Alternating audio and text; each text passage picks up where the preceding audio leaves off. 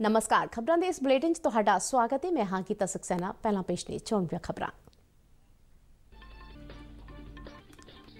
प्रधानमंत्री नरेंद्र मोदी ने आज अपने तमिलनाडु दौरे दौरान चेन्नई में 8,000 करोड़ रुपए तो वध के प्रोजेक्टों की शुरुआत की। प्रधानमंत्री ने तमिलनाडु के मेहनती किसानों वालों रिकॉर्ड उत्पादन करने ते वधाई दी।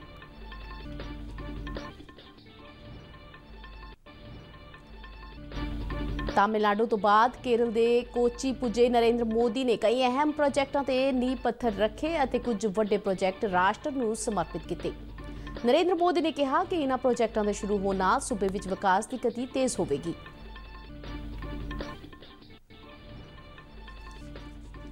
देश विच कोरोना तो ठीक होने वालियां दी गिनती 1 करोड़ 61 लाख तो पार। केंद्रीय सेहत ते परिवार भलाई मंत्रालय अनुसार देश विच हुण तक 80,52,000 तो वध लाभार्थियों नूं कोविड-19 का टीका लगाया जा चुका है।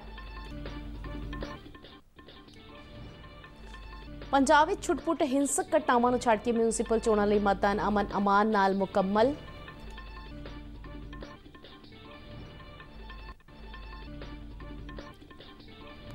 सीमा सुरक्षा बल ने बीते दिन अमृतसर सैक्टर विच कंडियाली तार लागे 6 किलो 380 ग्राम हैरोइन बरामद की।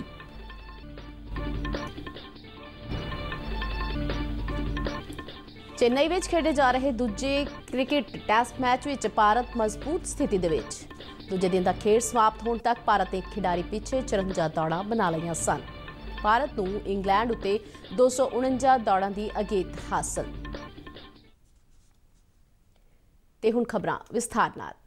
प्रधानमंत्री नरेंद्र मोदी ने आज अपने तमिलनाडु दौरे दौरान चेन्नई में 8,000 करोड़ रुपए तो वध के प्रोजेक्टों की शुरुआत की। इस मौके प्रधानमंत्री ने किसानों को न सिर्फ जल संभाल के तरीकों को अपनाउण सगों पूरे इतिहास में रिकॉर्ड उत्पादन लई वधाई दी। उन्होंने कहा कि इतिहासक शानदार अनेकत इसका सबूत है। नरेंद्र मोदी ने कहा कि सरकार तमिलनाडु में सिंचाई में सुधार करेगी, जिस नाल 2,27,000 हैक्टेयर रकबे में किसानों को लाभ मिलेगा। प्रधानमंत्री ने कहा कि जब खेतीबाड़ी में सुधार हुंदा है तो देश तरक्की करता है। उन्होंने जोर देके कहा कि भारत में हर बूंद तो वधेरे फसल को महत्ता दी जा रही है। When water level rises, cultivation rises. People prosper and the state prosper. We have to do whatever we can to conserve water. प्रधानमंत्री ने दस्सिया कि सरकार भारतीय मछेरियों के हितों की रक्षा करेगी। उन्होंने कहा कि श्रीलंका दीयां जेलों में इस समय कोई भी मछेरा बंद नहीं है। नरेंद्र मोदी ने कहा कि केंद्र सरकार दीयां कोशिशों मगरों 1600 मछेरियों को रिहा कर दिता गया और श्रीलंका की हिरासत में 313 किश्तियों को भी छुड़वाया गया। प्रधानमंत्री ने चेन्नई मैट्रो के पहले चरण के विस्तार का भी उद्घाटन किया। मैट्रो रेल का यह चरण 3,770 करोड़ रुपए की लागत नाल बन के तैयार होया है। प्रधानमंत्री ने मैट्रो रेल दीयां यात्री सेवावां नूं वाशरमैनपेट तो विमको नगर लई झंडी विखा के रवाना किया। मैट्रो रेल का 9.5 किलोमीटर लंबा यह विस्तार ट्रैक नॉर्थ चेन्नई नूं हवाई अड्डे और सेंट्रल रेलवे स्टेशन नाल जोड़ेगा। प्रधानमंत्री ने चेन्नई में अर्जुन मुख युद्ध टैंक MK1 ने सेना को सौंपया। नरेंद्र मोदी ने स्वदेश में विकसित किए इस टैंक को चेन्नई में सेना प्रमुख जनरल MM नरवणे को सौंप दिता। उन्होंने चेन्नई में रखिया खोज ते विकास संगठन DRDO वालों स्वदेशी रूप में डिजाइन विकसित और निर्मित अति आधुनिक टैंक वालों सलामी लई।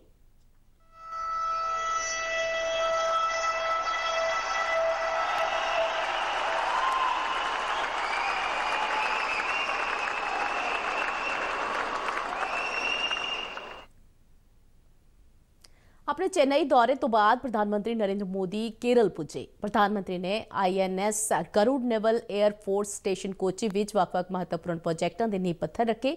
प्रधानमंत्री वालों प्रोपेलिन डेरिवेटिव पेट्रोकैमिकल प्रोजेक्ट राष्ट्र को समर्पित किया गया। भारत पेट्रोलियम कारपोरेशन के इस प्रोजेक्ट तो इलावा नरेंद्र मोदी वालों कुछ होर प्रोजेक्ट भी लॉन्च किए गए।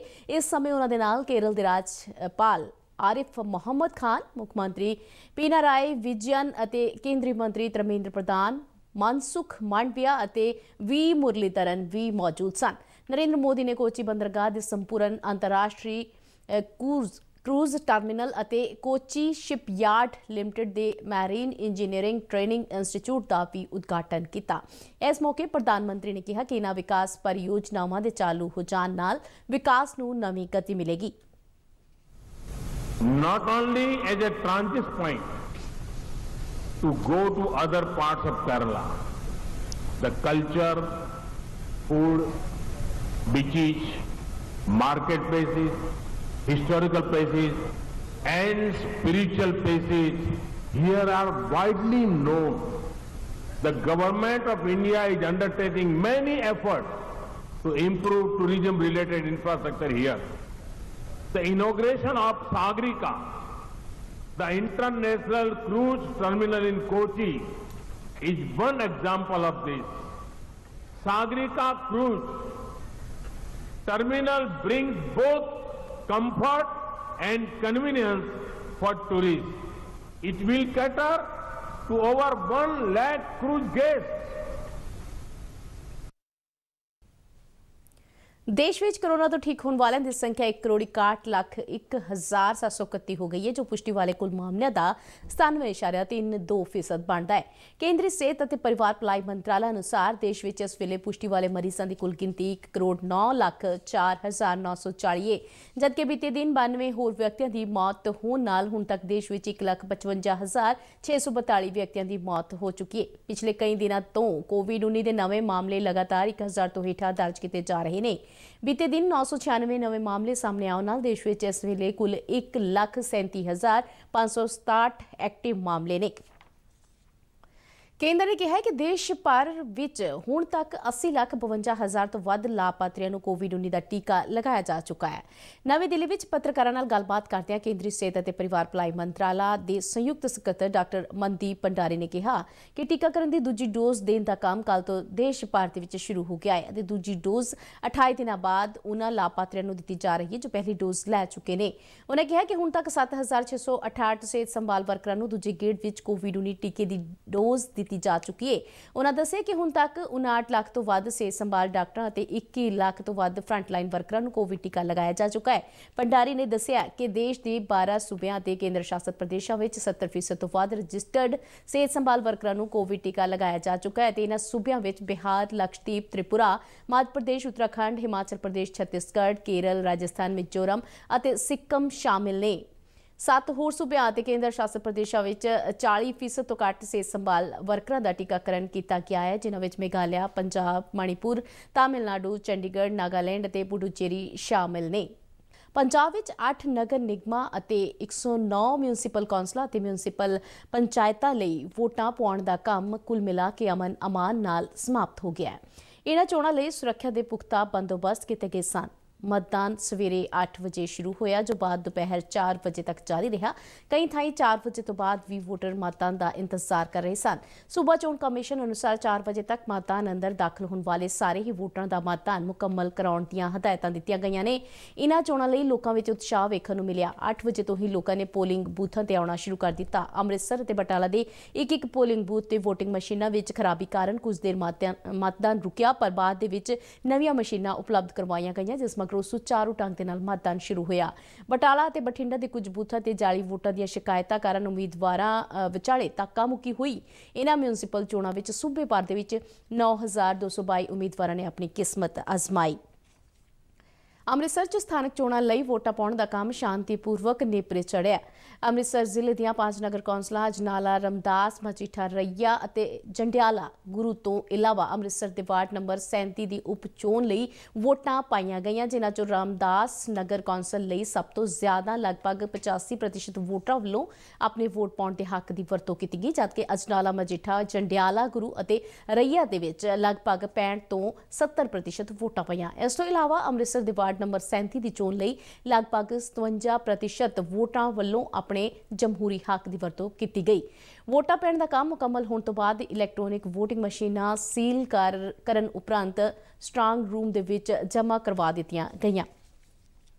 ਰੂਪਨਗਰ ਜ਼ਿਲ੍ਹੇ ਦੀਆਂ 4 ਨਗਰ ਕੌਂਸਲਾਂ ਤੇ 2 ਨਗਰ ਪੰਚਾਇਤਾਂ ਦੇ ਲਈ ਵੋਟਾਂ ਪਾਉਣ ਦਾ ਕੰਮ ਕੁਝ ਘਟਨਾਵਾਂ ਨੂੰ ਛੱਡ ਕੇ ਸ਼ਾਂਤੀਪੂਰਨ ਢੰਗ ਦੇ ਨਾਲ ਮੁਕੰਮਲ ਹੋਇਆ। ਰੂਪਨਗਰ, ਆਨੰਦਪੁਰ ਸਾਹਿਬ, ਨੰਗਲ, ਮੋਰਿੰਡਾ, ਚਮਕੌਰ ਸਾਹਿਬ ਅਤੇ ਕੀਰਤਪੁਰ ਸਾਹਿਬ ਲਈ ਵੋਟਾਂ ਪਾਉਣ ਵਾਸਤੇ 135 ਪੋਲਿੰਗ ਬੂਥ ਬਣਾਏ ਗਏ ਸਨ ਤੇ 382 ਉਮੀਦਵਾਰ ਚੋਣ ਮੈਦਾਨ ਵਿੱਚ ਸਨ। ਇਨ੍ਹਾਂ ਨਗਰ ਕੌਂਸਲਾਂ ਅਤੇ ਨਗਰ ਪੰਚਾਇਤਾਂ ਲਈ ਨਿਰਪੱਖ ਅਤੇ ਪਾਰਦਰਸ਼ੀ ਚੋਣਾਂ ਕਰਵਾਉਣ ਲਈ 17 ਗਸ਼ਤੀ ਪਾਰਟੀਆਂ ਤੋਂ ਇਲਾਵਾ 900 ਪੁਲਿਸ ਕਰਮਚਾਰੀ ਤੈਨਾਤ ਕੀਤੇ ਗਏ।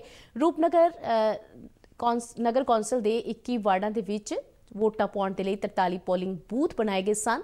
ਦੁਪਹਿਰ 2 ਵਜੇ ਤੱਕ 4 ਨਗਰ ਕੌਂਸਲਾਂ ਤੇ 2 ਨਗਰ ਪੰਚਾਇਤਾਂ ਦੀ ਚੋਣ ਲਈ ਲੋਕਾਂ ਵਿੱਚ ਖਾਸ ਉਤਸ਼ਾਹ ਵੇਖਣ ਨੂੰ ਮਿਲਿਆ। ਦੁਪਹਿਰ 2 ਵਜੇ ਤੱਕ ਰੂਪਨਗਰ ਵਿੱਚ 47% ਤੋਂ ਵੱਧ ਪੋਲਿੰਗ ਹੋ ਚੁੱਕੀ ਸੀ। ਕੀਰਤਪੁਰ ਵਿੱਚ 2 ਵਜੇ ਤੱਕ ਕੋਈ 76% ਵੋਟਰ ਭੁਗਤ ਚੁੱਕੇ ਸਨ। ਪ੍ਰਸਾਰ ਭਾਰਤੀ ਦੇ ਨੁਮਾਇੰਦੇ ਨੇ ਦੱਸਿਆ ਕਿ ਰੂਪਨਗਰ ਦੇ ਵਾਰਡ ਨੰਬਰ 1 ਦੀ ਸਦਾਬਰਤ ਕਲੋਨੀ ਦੇ ਵਿੱਚ ਅਕਾਲੀ ਅਤੇ ਕਾਂਗਰਸੀ ਸਮਰਥਕ ਆਪਸ ਵਿੱਚ ਭਿੜ ਗਏ। ਇਸੇ ਦੌਰਾਨ ਹੋਈ ਪੱਥਰਬਾਜ਼ੀ ਦੇ ਵਿੱਚ 10 ਤੋਂ 12 ਵਿਅਕਤੀਆਂ ਦੇ ਜ਼ਖਮੀ ਹੋਣ ਦੀ ਖਬਰ ਹੈ। ਮੋਗਾ ਨਗਰ ਨਿਗਮ ਲਈ ਵੋਟਾਂ ਪਾਉਣ ਦਾ ਕੰਮ ਸ਼ਾਂਤੀਪੂਰਵਕ ਢੰਗ ਦੇ ਨਾਲ ਮੁਕੰਮਲ ਹੋ ਗਿਆ ਹੈ। ਮੋਗਾ ਦੇ 7 ਅਤੇ 9 ਨੰਬਰ ਵਾਰਡਾਂ ਵਿੱਚ ਬੀਤੇ ਕੁਝ ਦਿਨ ਪਹਿਲਾਂ ਚੋਣ ਪ੍ਰਚਾਰ ਦੌਰਾਨ ਹੋਈ ਹਿੰਸਾ ਦੌਰਾਨ ਅੱਜ ਵੀ ਮਾਹੌਲ ਵਿੱਚ ਕੁਝ ਤਣਾਅ ਨਜ਼ਰ ਆਇਆ। ਪੁਲਿਸ ਵੱਲੋਂ ਇਨ੍ਹਾਂ ਦੋਹਾਂ ਵਾਰਡਾਂ ਸਮੇਤ ਸਾਰੇ ਹੀ ਵਾਰਡਾਂ ਵਿੱਚ ਸੁਰੱਖਿਆ ਦੇ ਸਖਤ ਪ੍ਰਬੰਧ ਕੀਤੇ ਗਏ ਸਨ। ਮਾੜੇ ਅਨਸਰਾਂ ਤੇ ਠੱਲ ਪਾਉਣ ਲਈ ਸ਼ਹਿਰ ਦੇ ਵਿੱਚ ਪੁਲਿਸ ਵੱਲੋਂ ਥਾਂ-ਥਾਂ ਤੇ ਨਾਕੇ ਲਗਾਏ ਗਏ ਸਨ। ਆਜ਼ਾਦ ਅਤੇ ਨਿਰਪੱਖ ਚੋਣਾਂ ਨੂੰ ਯਕੀਨੀ ਬਣਾਉਣ ਲਈ ਪੁਲਿਸ ਦੀਆਂ 16 ਗਸ਼ਤੀ ਪਾਰਟੀਆਂ ਤੈਨਾਤ ਕੀਤੀਆਂ ਗਈਆਂ ਸਨ। ਗੁਰਦਾਸਪੁਰ ਜ਼ਿਲ੍ਹੇ ਵਿੱਚ ਵੋਟਾਂ ਪਾਉਣ ਦਾ ਕੰਮ ਵੀ ਛੋਟੀਆਂ-ਮੋਟੀਆਂ ਘਟਨਾਵਾਂ ਨੂੰ ਛੱਡ ਕੇ ਅਮਨ ਨਾਲ ਮੁਕੰਮਲ ਹੋ ਗਿਆ। ਜ਼ਿਲ੍ਹੇ ਵਿੱਚ ਦੁਪਹਿਰ 2 ਵਜੇ ਤੱਕ 53% ਪੋਲਿੰਗ ਹੋ ਚੁੱਕੀ ਸੀ। ਸ਼੍ਰੀ ਹਰਗੋਬਿੰਦਪੁਰ ਵਿੱਚ ਭਾਰੀ ਮਤਦਾਨ ਵੇਖਣ ਨੂੰ ਮਿਲਿਆ। ਵੋਟਾਂ ਪਾਉਣ ਦੇ ਲਈ ਜ਼ਿਲ੍ਹੇ ਭਰ ਦੇ ਵਿੱਚ 242 ਬੂਥ ਬਣਾਏ ਗਏ ਸਨ। ਗੁਰਦਾਸਪੁਰ ਨਗਰ ਕੌਂਸਲ ਦੇ ਲਈ 99 ਉਮੀਦਵਾਰ ਚੋਣ ਮੈਦਾਨ ਵਿੱਚ ਸਨ। ਇਨ੍ਹਾਂ ਚੋਣਾਂ ਵਿੱਚ ਜ਼ਿਲ੍ਹੇ ਭਰ ਦੇ ਵਿੱਚ 607 ਉਮੀਦਵਾਰ ਚੋਣ ਮੈਦਾਨ ਵਿੱਚ ਸਨ। ਇਨ੍ਹਾਂ ਚੋਣਾਂ ਨੂੰ ਲੈ ਕੇ ਲੋਕਾਂ ਵਿੱਚ ਖਾਸ ਉਤਸ਼ਾਹ ਵੇਖਣ ਨੂੰ ਮਿਲਿਆ। ਉਮੀਦਵਾਰਾਂ ਦੀ ਕਿਸਮਤ ਵੋਟਿੰਗ ਮਸ਼ੀਨਾਂ ਵਿੱਚ ਬੰਦ ਹੋ ਗਈ ਹੈ ਅਤੇ ਹੁਣ ਸਾਰਿਆਂ ਨੂੰ 17 ਫਰਵਰੀ ਦਾ ਇੰਤਜ਼ਾਰ ਹੈ ਜਦ ਵੋਟਾਂ ਦੀ ਗਿਣਤੀ ਹੋਣੀ ਹੈ। ਨਤੀਜੇ ਉਸ ਦਿਨ ਹੀ ਮਿਲਣ ਦੀ ਸੰਭਾਵਨਾ ਹੈ। ਜਲੰਧਰ ਵਿੱਚ ਪੀਆਰਓ ਡਿਫੈਂਸ ਵਜੋਂ ਤੈਨਾਤ ਭਾਰਤੀ ਸੂਚਨਾ ਸੇਵਾ ਦੀ ਅਧਿਕਾਰੀ ਗਗਨਦੀਪ ਕੌਰ ਦੇਵਗਨ ਅਤੇ ਪੱਤਰਕਾਰ ਇੰਦਰਜੀਤ ਦੇਵਗਨ ਨੂੰ ਉਸ ਸਮੇਂ ਗਹਿਰਾ ਸਦਮਾ ਲੱਗਾ ਜਦ ਉਹਨਾਂ ਦੇ ਨੌਜਵਾਨ ਪੁੱਤਰ ਕੰਵਰਜੋਤ ਸਿੰਘ ਦੀ ਕੈਨੇਡਾ ਦੇ ਬ੍ਰੈਂਪਟਨ ਵਿੱਚ ਮੌਤ ਹੋ ਗਈ। ਦੱਸਿਆ ਜਾ ਰਿਹਾ ਹੈ ਕਿ ਕੰਵਰਜੋਤ ਸਿੰਘ ਸਵੇਰੇ ਆਪਣੇ ਕਮਰੇ ਵਿੱਚ ਮ੍ਰਿਤ ਪਾਏ ਗਏ। ਇਹ ਖਬਰ ਸੁਣਦਿਆਂ ਹੀ ਪਰਿਵਾਰ ਦੇ ਨਾਲ ਪ੍ਰੇਮੀਆਂ ਅਤੇ ਸਨੇਹੀਆਂ ਦੇ ਵਿੱਚ ਸੋਗ ਦੀ ਲਹਿਰ ਦੌੜ ਗਈ। ਦੂਰਦਰਸ਼ਨ ਖਬਰਾਂ ਵੱਲੋਂ ਕੰਵਰਜੋਤ ਸਿੰਘ ਦੀ ਬੇਵਕਤ ਮੌਤ ਤੇ ਗਹਿਰੇ ਦੁੱਖ ਦਾ ਇਜ਼ਹਾਰ ਕੀਤਾ ਜਾਂਦਾ ਹੈ। ਪਰਮਾਤਮਾ ਅੱਗੇ ਅਰਦਾਸ ਕੀਤੀ ਜਾਂਦੀ ਹੈ ਕਿ ਉਹਨਾਂ ਦੇ ਪਰਿਵਾਰ ਨੂੰ ਇਸ ਅਸਹਿ ਘਾਟੇ ਨੂੰ ਬਰਦਾਸ਼ਤ ਕਰਨ ਦਾ ਬਲ ਬਖਸ਼ਣ। ਸੀਮਾ ਸੁਰੱਖਿਆ ਬਲ ਨੇ ਬੀਤੇ ਦਿਨ ਅੰਮ੍ਰਿਤਸਰ ਸੈਕਟਰ ਵਿੱਚ ਕੰਡਿਆਲੀ ਤਾਰ ਲਾਗਿਓ 6 ਕਿਲੋ 380 ਗ੍ਰਾਮ ਹੈਰੋਇਨ ਬਰਾਮਦ ਕੀਤੀ। ਬੀਐਸਐਫ ਪੰਜਾਬ ਫਰੰਟੀਅਰ ਦੇ ਹੈੱਡਕੁਆਰਟਰ ਵੱਲੋਂ ਜਾਰੀ ਪ੍ਰੈਸ ਰਿਲੀਜ਼ ਵਿੱਚ ਕਿਹਾ ਗਿਆ ਹੈ ਕਿ ਬੀਐਸਐਫ ਦੀ 22 ਬਟਾਲੀਅਨ ਦੇ ਜਵਾਨਾਂ ਨੇ ਡਿਊਟੀ ਦੌਰਾਨ ਕੰਡਿਆਲੀ ਤਾਰ ਦੇ ਦੋਵੇਂ ਪਾਸਿਓਂ ਕੋਈ ਸ਼ੱਕੀ ਹਰਕਤ ਵੇਖੀ। ਖਤਰੇ ਨੂੰ ਭਾਂਪਦਿਆਂ ਜਵਾਨਾਂ ਨੇ ਹਲਚਲ ਵਾਲੀ ਦਿਸ਼ਾ ਵਿੱਚ ਫਾਇਰਿੰਗ ਕੀਤੀ ਪਰ ਸੰਘਣੀ ਧੁੰਦ ਦਾ ਫਾਇਦਾ ਉਠਾਉਂਦਿਆਂ ਸ਼ੱਕੀ ਤਸਕਰ ਮੌਕੇ ਤੋਂ ਭੱਜ ਗਏ। ਬਾਅਦ ਵਿੱਚ ਇਲਾਕੇ ਦੀ ਤਲਾਸ਼ੀ ਦੌਰਾਨ ਬੀਐਸਐਫ ਜਵਾਨਾਂ ਵੱਲੋਂ 6 ਪੈਕੇਟ ਬਰਾਮਦ ਕੀਤੇ ਗਏ ਜਿਨ੍ਹਾਂ ਵਿੱਚ 6 ਕਿਲੋ ਤੋਂ ਵੱਧ ਹੈਰੋਇਨ ਸੀ। ਇਸ ਦੇ ਨਾਲ ਹੀ ਖਬਰਾਂ ਦਾ ਇਹ ਬੁਲੇਟਿਨ ਖਤਮ ਹੁੰਦਾ ਹੈ। ਇਜਾਜ਼ਤ ਦਿਓ। ਨਮਸਕਾਰ।